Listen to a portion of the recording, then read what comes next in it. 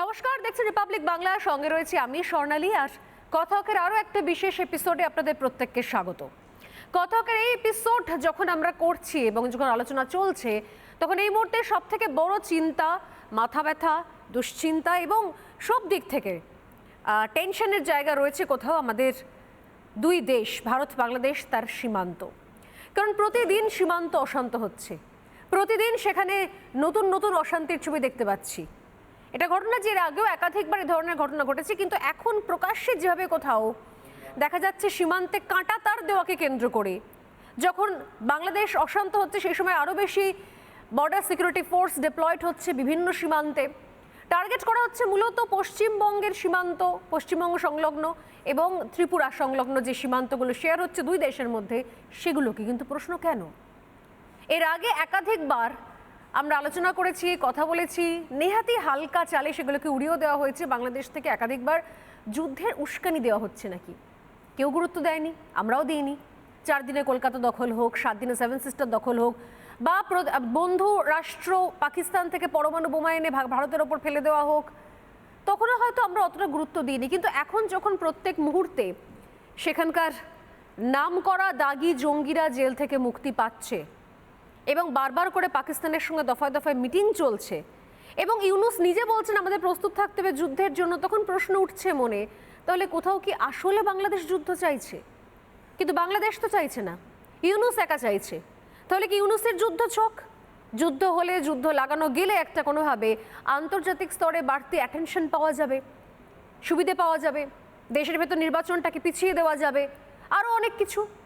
নাকি নেহাতি এই ধরনের ভারত বিদ্বেষকে দীর্ঘদিন ধরে বপন করতে করতে করতে করতে এটা একটা দেশের মূর্খামির জায়গায় চলে যাচ্ছে, যেখানে খুব সহজে দেশের মানুষকে উত্তেজিত করা যাচ্ছে। এই মুহূর্তে আমার সঙ্গে যারা রয়েছেন আলোচনাতে, আমার সঙ্গে রয়েছেন গবেষক জিষ্ণু বসু, আমার সঙ্গে রয়েছেন একপাশে রয়েছেন প্রাক্তন সেনাকর্তা কর্নেল রাজীব কুমার শ্রীবাস্তব, রয়েছেন বিশিষ্ট সাংবাদিক রক্তিম দাস, আর অন্য প্রান্তে রয়েছেন আরেক দিকে রয়েছেন, আমি ঠিক এ প্রান্ত ও প্রান্ত বলবো না, কারণ অনেক সময় আমরা দেখি কথকের এপিসোডে আসলে ঠিক দুটো পক্ষ আসে না, অনেকগুলো পক্ষের বক্তব্য সামনে চলে আসে। আমার আরেক পাশে রয়েছেন রাজনৈতিক বিশ্লেষক দেবাশিস ঘোষ, রয়েছেন রাজনৈতিক কর্মী রাজু ঘোষ এবং কংগ্রেস মুখপাত্র সন্দীপা চক্রবর্তী। প্রত্যেককে স্বাগত রিপাবলিক বাংলায় কথকের বিশেষ এপিসোডে। আর এর সঙ্গে আমাদের এই বিশেষ অতিথিদের সঙ্গে আরও দুজন অতিথি আমাদের সঙ্গে যোগদান করেছেন, যারা প্রতিদিন কথক দেখেন, শোনেন, প্রচুর মনে প্রশ্ন থাকে, বক্তব্য থাকে।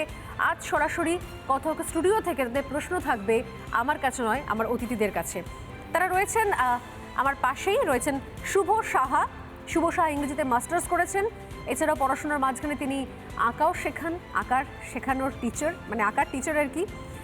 আর রয়েছেন শিল্পা মণ্ডল, সাইকোলজি নিয়ে মাস্টার্স করেছেন, দেশ নিয়ে অনেক কথা বলেন, লেখেন। আজ তার কথাও শুনবো, তার প্রশ্নও নেব।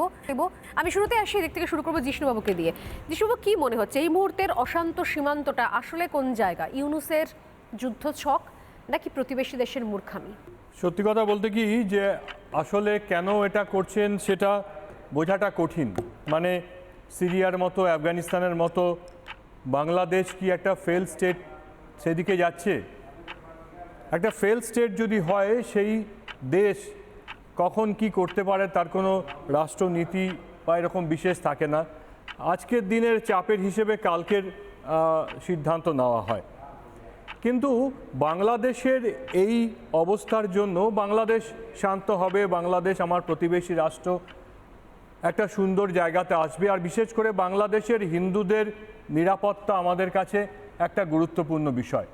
বাংলাদেশের হিন্দুদের নিরাপত্তার সঙ্গে বাংলাদেশের হিন্দু মুসলমান নির্বিশেষে বাঙালি অস্তিত্বের যে নিরাপত্তা, যদি বাঙালি হিন্দু একজনও না থাকে তাহলে বাংলাদেশ আফগানিস্তান হয়ে যাবে, তার সঙ্গে আফগানিস্তানের কোনো পার্থক্য থাকবে না। তাই কেবলমাত্র হিন্দুদের নিরাপত্তা নয়, বাংলাদেশের বাঙালি সত্তার নিরাপত্তার জন্য একটা গুরুত্বপূর্ণ প্রশ্ন। কিন্তু একটু ফিরে দেখা দরকার যে আজকের এই অবস্থার জন্য কাঁটাতারের এপারে আমরা কি কি ভুল করেছি। ধরুন তিস্তা চুক্তি, যেমন আজকে বাংলাদেশ সীমান্তের করার সময় আপনি পাকিস্তানের কথা বললেন, চীনের কথাও বলা যেত, কারণ চীন আরেকটা বড় ভয়ের জায়গায় এসেছে। তিস্তা চুক্তি আমরা সেই সময় করতে পারিনি, আমাদের এখানকার রাজনৈতিক শক্তি তখন UPA 2 সরকারকে বাধ্য করলেন তিস্তা চুক্তি না করার জন্যে। তিস্তা চুক্তি যে তারা বিরোধিতা করেছিলেন, ন্যাশনাল রিভার কনজারভেশন ডাইরেক্টরেট তাদের কি রিপোর্ট ছিল যে তিস্তা চুক্তিতে বাংলাদেশ যা চাইছে সেটা করলে আমাদের ক্ষতি হতো? কিংবা ওখানে কি হাইড্রোজিওলজিক্যাল সার্ভে হয়েছিল যে ওখানে পিট করলে আগে থেকেই জলের ওপরে, নদীর ওপরে যতটা জল যায় নদীর নিচেও তার থেকে বেশি জল থাকে? তার জন্য আমরা সেই সময় যে ভুল করলাম, তখন চীনকে ওখানে আসার জন্য জায়গা দিলাম এবং সেখানে মাত্র শিলিগুড়ি থেকে মাত্র 15 কিলোমিটারের মধ্যে এই তিস্তা ভ্যালি যে ডেভেলপমেন্ট প্রজেক্ট হলো, চীনের একটা বেস তৈরি করার মতো জায়গা এসে গেছিলো। চীনের ইঞ্জিনিয়াররা সেখানে সার্ভে করেছেন, অলমোস্ট ফাইনাল হয়ে যাচ্ছিল। আজকের বর্তমান ভারত সরকার সেখানে হাসিনা সরকারকে সেই দিনকে বাধ্য করেছিলেন আপাততভাবে সেই প্রজেক্টটা বন্ধ করতে।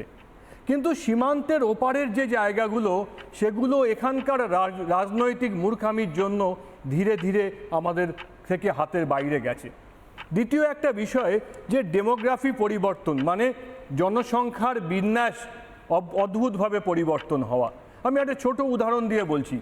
ধরুন, উত্তর 24 পরগনা থেকে দক্ষিণ 24 পরগনা পর্যন্ত বাংলাদেশ এবং ভারতের মধ্যে যে বর্ডার, মানে বাগদা থেকে শুরু করে গোসাবা পর্যন্ত 11টা অ্যাসেম্বলি কনস্টিটিউয়েন্সি আছে।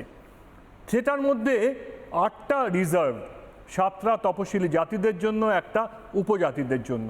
কিন্তু আপনি যদি এই পুরো রাস্তা দিয়ে আসেন, তাহলে কোনো জায়গায় দেখে মনে হবে না যে তপশিলি জাতি বা উপজাতিভুক্ত মানুষদের কোনো দোকান আছে বা সেখানকার অবস্থা আছে। এই যে ডেমোগ্রাফি চেঞ্জ হয়েছে, যে সেখান থেকে সেখানকার যারা আদি বাসিন্দা, এতগুলো জায়গায় রিজার্ভ হয়েছে কেন? কারণ সেখানে তাদের তপশিলি জাতি উপজাতির হিন্দুরা থাকতেন, তাদেরকে এথনিক ক্লিনজিং করা হয়েছে, আমরা চুপ করেছিলাম। পশ্চিমবঙ্গ সরকার বিধানসভায়, তখন বামফ্রন্ট সরকার ছিল, সেই সময় বিধানসভায় আইন হয় যে বর্ডার থেকে 10 কিলোমিটারের মধ্যে ক্যাটেল হার্ট বসবে না। ঠিক। সেই আইনকে বুড়ো আঙুল দেখিয়ে, কারণ বিএসএফ বারবার করে বলছেন যে যদি 2 কিলোমিটার 3 কিলোমিটারের মধ্যে হাট থাকে তাহলে এটাকে আটকানো যায় না। এক একটা লোকের কাছে হার্ট ক্যাশ এক এক দিন কোটি টাকার বেশি আসছে। বাদুড়িয়া দাঙ্গার সময় আমরা দেখেছিলাম যে এরকম যদি অবস্থা থাকে তাহলে ডিস্ট্রিক্ট অ্যাডমিনিস্ট্রেশনের পক্ষেও কঠিন হয়ে যায় সেই দাঙ্গা থামাতে, সেই তারপরে সেন্ট্রাল ফোর্সকে ডিপ্লয় করতে হয়েছিল। সীমান্তে যে অশান্তির পরিবেশ তৈরি হয়েছে, বাংলাদেশ নিয়ে তো হাজার একটা পয়েন্ট রয়েছে, কিন্তু এটাও ঘটনা যে পাশাপাশি আমাদের কোন কোন জায়গায় ভেবে দেখার দরকার রয়েছে। নানা ধরনের কন্টেন্ট দেখার জন্য লাইক করুন, শেয়ার করুন আমাদের ফেসবুক পেজ, সাবস্ক্রাইব করুন আমাদের ইউটিউব চ্যানেল। পাশাপাশি অন্যান্য ব্রেকিং নিউজের জন্য অবশ্যই চোখ রাখুন রিপাবলিক বাংলায়।